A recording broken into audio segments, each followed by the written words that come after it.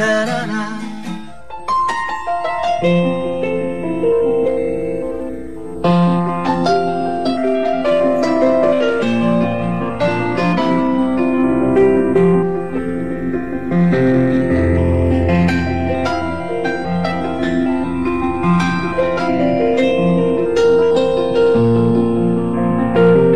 laut surut seperti sekarang adalah saat yang dinanti-nanti oleh Yanti. Berbekal karung dan sarung tangan, wanita 37 tahun ini mulai menyusuri satu persatu bebatuan karang di tengah laut. Sebagian tubuhnya terendam air laut, sementara tangannya terus meraba-raba karang mencari rumput laut.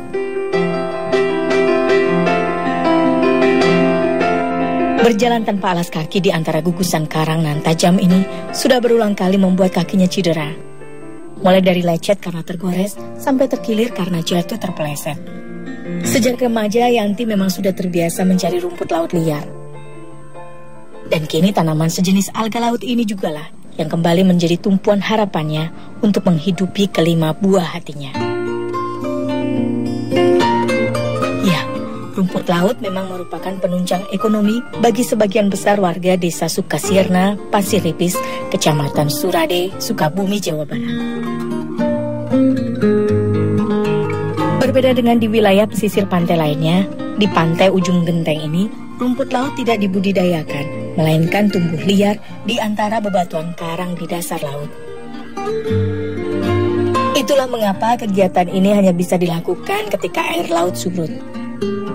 Saat air pasang, karang yang ditumbuhi rumput laut akan ikut terendam, dan ombak besar pun akan datang menghempas. Apalagi pantai laut selatan ini memang terkenal dengan ombaknya yang ganas. Setiap harinya Siti Khadijah, putri ketiga Yanti, selalu setia mendampingi sang ibu mencari rumput laut.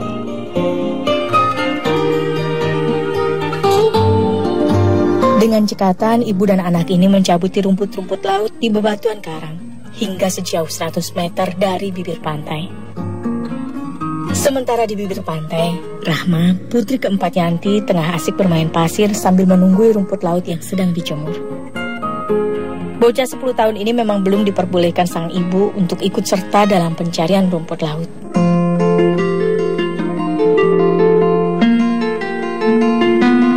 Hari ini kondisi laut cukup bersahabat, sehingga Yanti dan Ija bisa sedikit lebih tenang berburu rumput laut. Meski begitu, mereka harus tetap waspada, karena gelombang besar bisa datang kapan saja.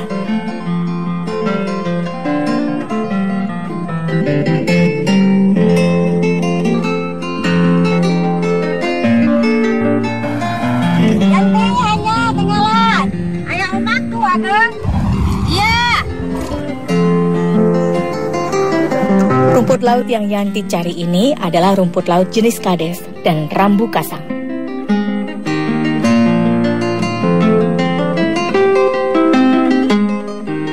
Rumput laut yang di masyarakat setempat biasa disebut jalabria. Bentuknya menyerupai rumput berdaun dan biasa digunakan sebagai bahan baku kosmetik dan obat-obatan. Setelah terkumpul cukup banyak, Yanti dan kedua putrinya segera bergegas ke tempat pengepul rumput laut yang berada tak jauh dari pantai. Jika sedang beruntung dalam sehari bekerja, Yanti dan Ijah mampu mendapatkan 2 karung besar rumput laut dengan berat sekitar 25 kg.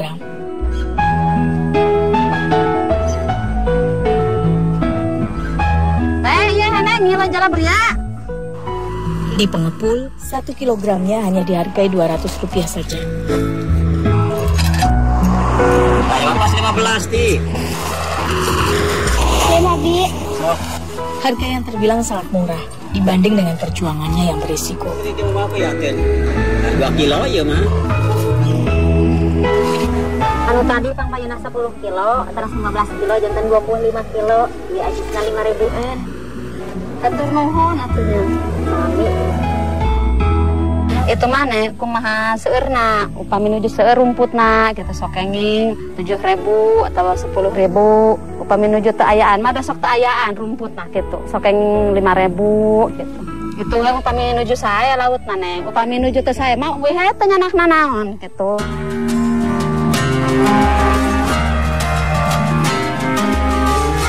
Jangan masa masyarakat ami antosan dia nya umi mabadang ala agar tuh paur lah makna raragomnya.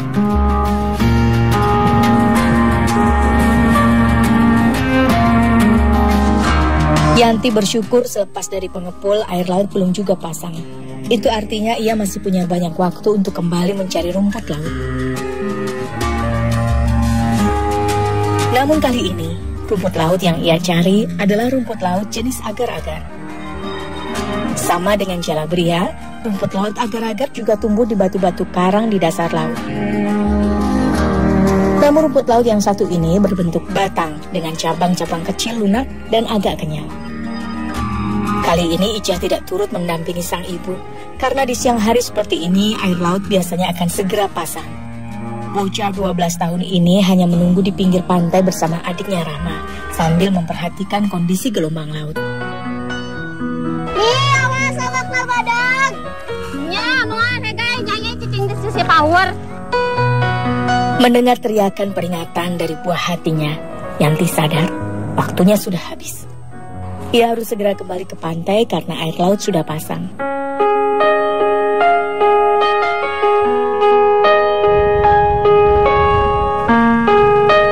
Meski tak banyak, Yanti tetap bersyukur. Masih ada sejumlah rumput agar-agar yang bisa ia bawa pulang. Selain diolah menjadi lauk makan ia dan keluarga, rumput laut agar-agar ini nantinya juga akan dibuat menjadi dodol agar-agar.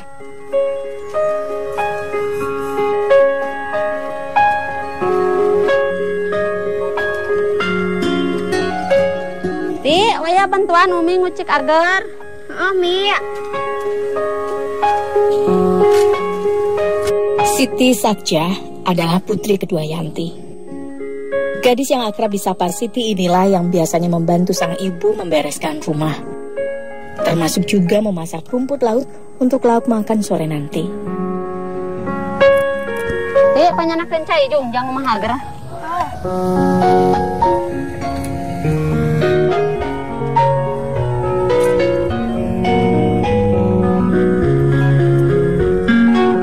Mula-mula rumput laut dicuci agar bersih dari kotoran dan pasir-pasir laut, lalu diiris kecil-kecil.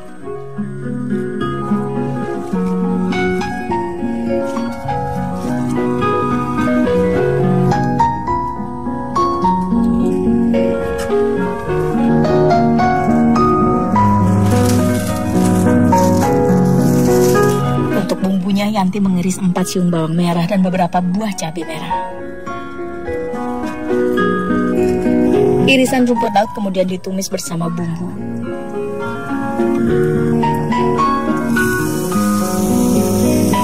Masakan tumis rumput laut sederhana seperti ini memang biasa menjadi menu makanan masyarakat sekitar.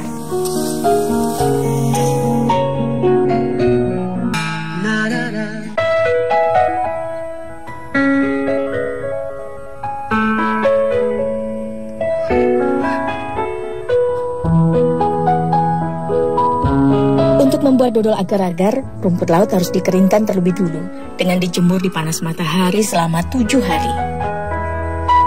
Bila sudah mengering, rumput laut agar-agar yang semula berwarna hijau lantas berubah menjadi kemerah-merahan dan siap untuk diolah menjadi dodol agar-agar.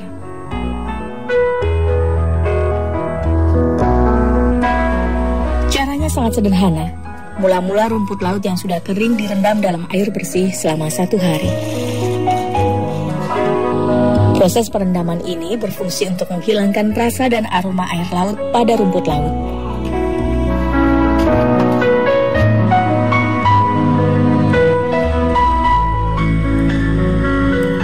Selanjutnya 1 kilogram rumput laut direbus dalam 1 liter air mendidih selama sekitar 1 jam.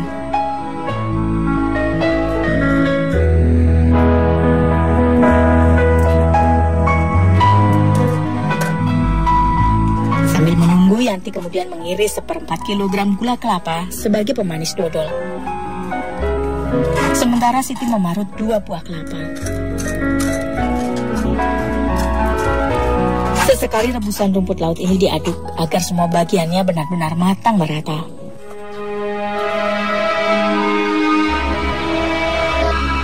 Di sela-sela proses memasak, tiba-tiba saja Siti mulai merasa sesak nafas. Wajahnya memucat. Ia pun bersandar lemas di antara tiang pintu dapur. Sahur dokter mah sahurna tedamang paru-paru sahurna gitu. Nuju alit oge gitu nuju 7 tahunan gitu. Sok batuk gitu, sok ngap, tapi tak acan diparios ka dokter, sok biasa we gitu dipasihan obat di kampung atau dipasihan di warung gitu neng. Tak ingin sesak nafas buah hatinya ini bertambah parah, Yanti pun segera mengambil alih pekerjaan Siti.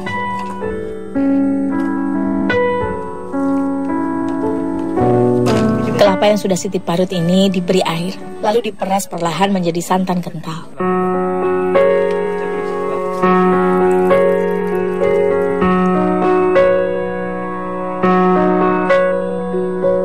Satu jam telah berlalu. Rebusan rumput laut pun sudah masak. Rumput laut lalu disaring untuk memisahkan dengan air rebusannya.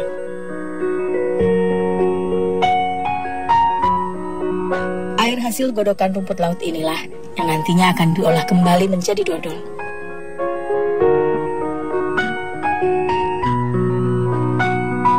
Air sisa rebusan rumput laut kemudian kembali dimasak di dalam wajan. Lalu ditambahkan irisan gula merah.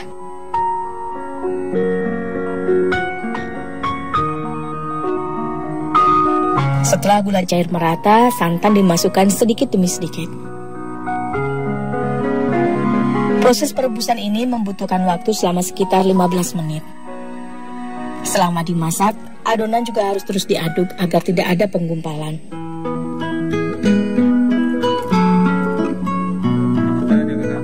Setelah matang, adonan dodol agar-agar segera diangkat dan dituang ke dalam cetakan berupa loyang besar berbentuk bulat.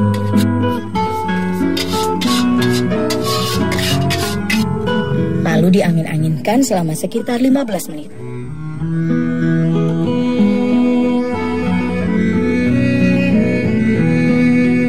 Adonan dodol yang sudah dingin dan mengeras ini kemudian dipotong-potong menjadi 25 bagian dalam tiap loyangnya. Dodol agar-agar buatannya ini biasa Yanti titipkan di warung dekat rumahnya. Untuk setiap potongan dodol agar-agar, ia jual seharga Rp400 saja. Siti, yang HP-nya ya dodol tadi bipopon.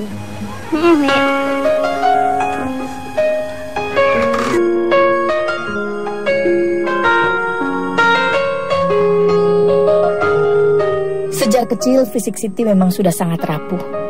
Karena itulah Yanti sang ibu tak pernah mengizinkannya untuk ikut mencari rumput laut di pantai. Apalagi gadis yang baru duduk di kelas 2 SMP ini kini juga telah divonis dokter mengidap penyakit paru-paru. Ia tidak boleh banyak beraktivitas yang membuatnya terlalu lelah. Assalamualaikum. Waalaikumsalam. Ya ibu titipan si Umi. Nyati simpan we di dinya. Meski kini kondisinya begitu lemah, namun Siti tetap berharap suatu saat nanti ia akan bisa membahagiakan kedua orang tuanya. Ya, atur nuhun, Bi. Ya, sami-sami. Cita-cita pengen buru-buru besar, pengen membahagiakan orang tua, pengen punya rumah.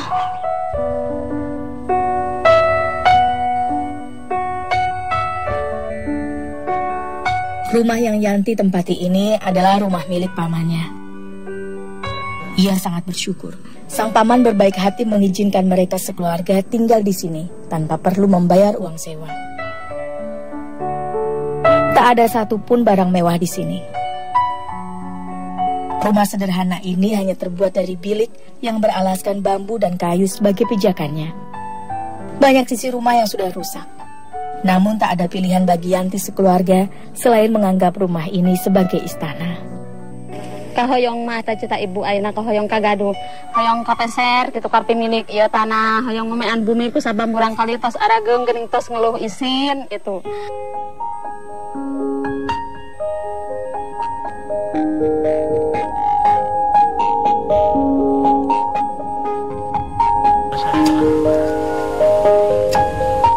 Pardi suami Yanti hanyalah seorang buruh serabutan. Musim panen kelapa menjadi berkah tersendiri baginya.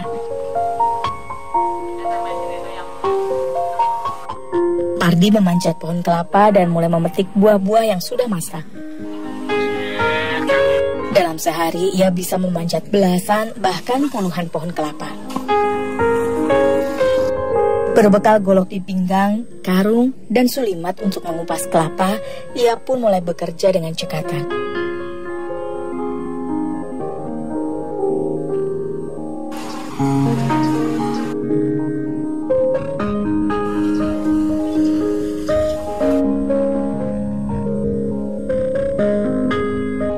Setelah terkumpul cukup banyak, ia pun mulai mengupas kulit kelapa. Bekerja dari pagi hingga sore, Pardi biasanya diupah 5.000 hingga 10.000 rupiah. Tergantung banyaknya kelapa yang berhasil ia petik.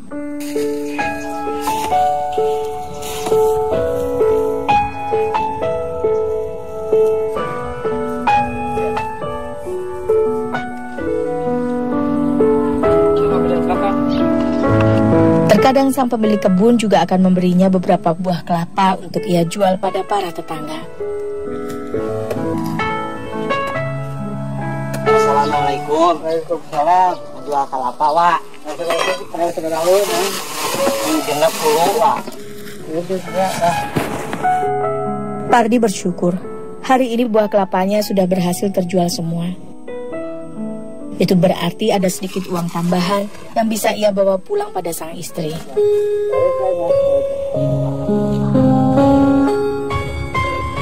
Dalam perjalanan pulang, bapak 5 anak ini teringat pada Siti putri keduanya. Beberapa lembar daun sirsak inilah yang nantinya akan dimasak sang istri untuk mengobati penyakit Siti. Beruntung sang pemilik kebun yang juga tetangga akrab Pardi berbaik hati mengizinkan memetik daun ini secara cuma-cuma.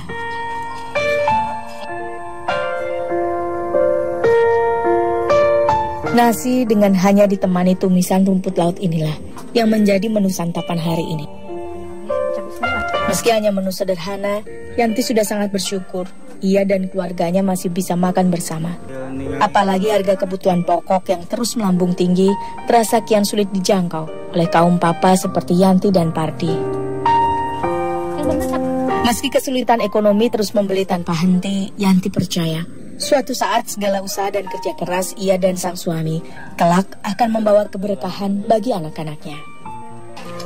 Ibu mengharapkan anak-anak mah sing sukses ulah sepertos ibu nasibna gitu. Cita-cita mah murang kali hoyong sekolah lanjut gitu. Hoyong kabiayaan ulah dugi ka ieu gitu. Hoyong soleh murang kalihna. Atau abi ayeuna gaduh bumi bangsa kieu mudah-mudahan Gusti mapadeuna rezeki ka abi.